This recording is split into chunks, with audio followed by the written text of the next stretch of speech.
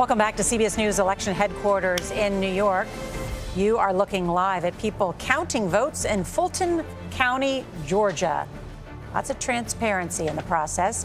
You can also see what's happening right now at the Harris and Trump campaign headquarters. It's 8:30 p.m.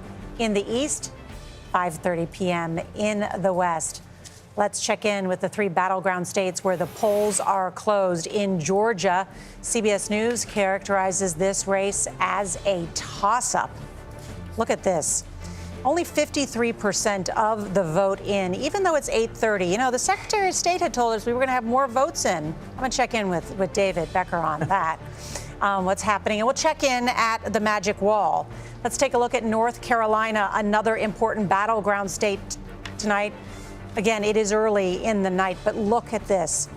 It is a toss-up at this hour. New reporting coming in from North Carolina we want to share with you shortly. And then Pennsylvania, the electoral prize of the night. And remember, Pennsylvania takes a little longer to count, but these are the early numbers that are coming in, and CBS News rates this as a toss-up. But we are hearing some interesting things about long lines in Pennsylvania. Some polling places extended, some polling places not extended. We're going to dig into those numbers. Let me also show you these other results just coming in from other states, including one where the polls just closed.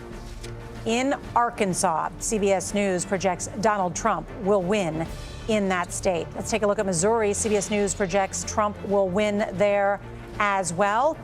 And just in from our data desk, in South Carolina, CBS News projects Trump will win also in that reliably red or Republican state. CBS News projects Kamala Harris will win the District of Columbia, where her election night headquarters are. No surprise there. And 3 electoral votes there. And then in the race for the all-important number of 270 electoral votes, Donald Trump is at 105. Kamala Harris has 27 at this hour. As I promised, the Magic Wall, more information. Major Garrett, Anthony Salvanto at our CBS News data desk. I'm getting texts from friends who say, dig into the wall. We want more information. So, gentlemen, take it away. We will oblige. We want to start in Florida because, okay, it wasn't a battleground coming into this, but I'll tell you why we were able to call it. And that is that you see all these red counties here, in one after another, you've seen shifts even from Donald Trump's previous victory. So that consistency told you that he was going to win. But there's another part of this, maybe the most important part of this. Major, take it away from Miami. Sometimes, Nora, there's a story in a state that's just a story in that state. And I want to bring everyone's attention to Miami-Dade County. Look at where things currently stand in Miami-Dade County with 80%. Let's compare that to where things finished in 2020. See how much farther ahead former President Trump is of what he was in 2020. Let's go back one more step, ladies and gentlemen, to 2016. Look at the transformation of this once solidly Democratic county, a place of highly concentrated Democratic support. One of the anchors to Democrats in Florida when it was a competitive state. The fact that it is competitive no longer flows through Miami-Dade. There's one other thing we want to show you about Florida writ large, and that is the phenomenon of ticket splitting. So in Florida, there is a right to abortion referenda.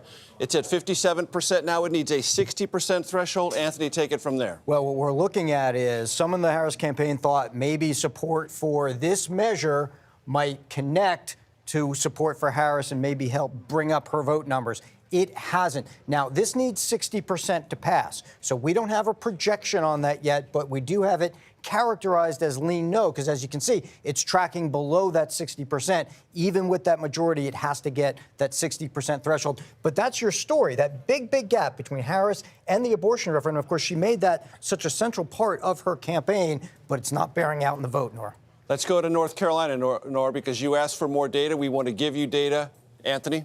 Okay, North Carolina, as you see, 14% in, so not a lot yet. But some of the tracking here already out of places like Raleigh-Durham, like around Charlotte, is going to be critical, because what's going to happen is Democrats have to run up large margins in these counties. Major, show the history here. Sure, this is what we're going to be.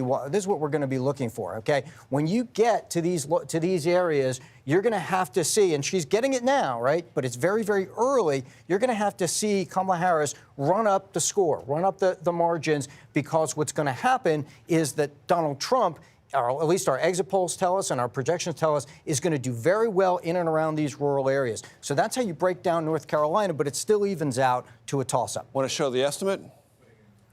You show the estimates to her, that's just Mecklenburg. That's just Mecklenburg. But I do want to show you this, too.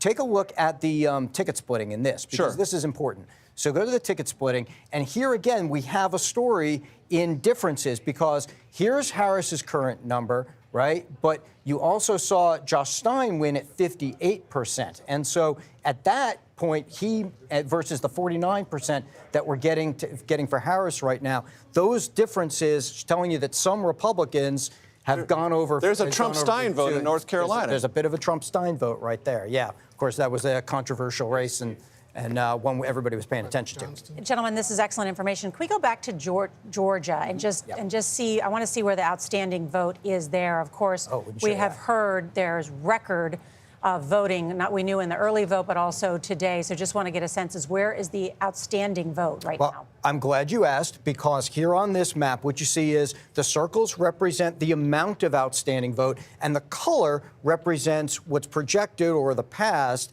from those areas, blue for Democrats or red for Republicans, right? So if I zoom in here on these key counties we talked about all night where Democrats have to do well, Cobb, Fulton, a lot still outstanding from there. That's why one of the reasons you can't project the race. Right now, there are places, more rural areas, where you see, and also these outer suburbs. Forsyth and Cherokee are very strong Trump counties. Yeah, and there's still Republican vote out there, so we'll see exactly how that shapes up. But still more to come. That's why it's so close, but only half in, Nora.